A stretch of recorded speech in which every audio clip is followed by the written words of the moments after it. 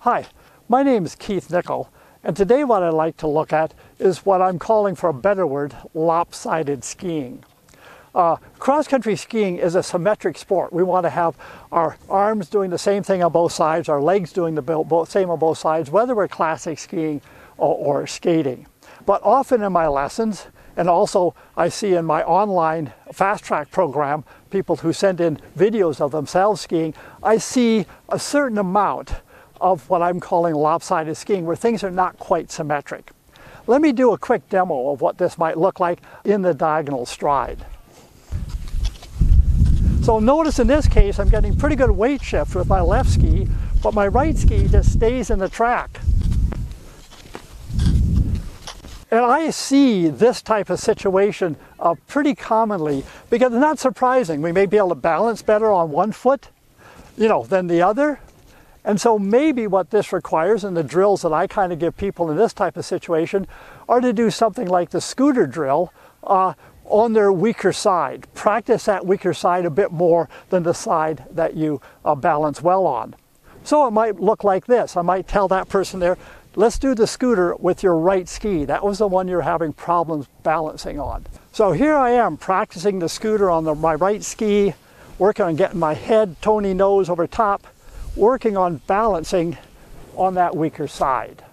Sometimes this lopsidedness comes from the poling side.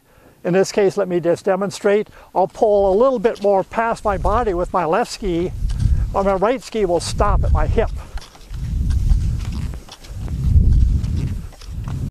So remember, we want the poles to be symmetric as well, not one just stopping here.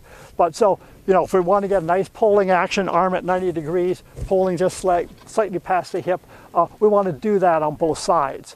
Often in a ski lesson, I will ski beside the person and say, okay, extend that right arm a bit more, extend that arm, to help them get a feeling of what it's like to match the other arm.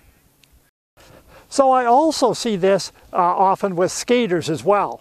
As I'm demonstrating here, I'm putting down more or less a flat ski on my right ski, while my left ski is going down edged every time. So in this case, I'm kind of bringing my right ski underneath me, but I failed to do that with my left ski. So when it goes down on this inside edge.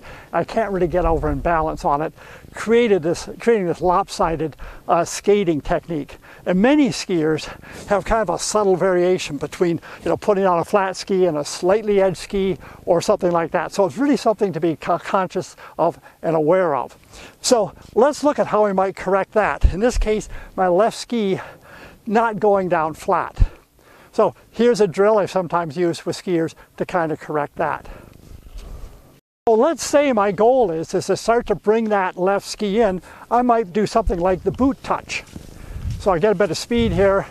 By the boot touch, I mean I'm putting down, touching my boots before I skate off. This is helping bring my foot, as you can see, underneath my body to be able to balance on it.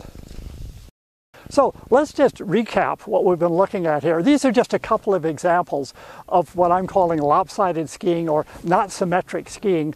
And many skiers exhibit this to some degree or the other. So worthwhile, take a lesson periodically, see how that's looking in terms of what the instructor is seeing to kind of correct that. Or if you don't have an instructor nearby, our fast track program certainly benefits quite a few people in that regard who don't have qualified instructors nearby. So if you like this video, give it a thumbs up, subscribe to my channel, share it with skiers you think might benefit. See you on the trail.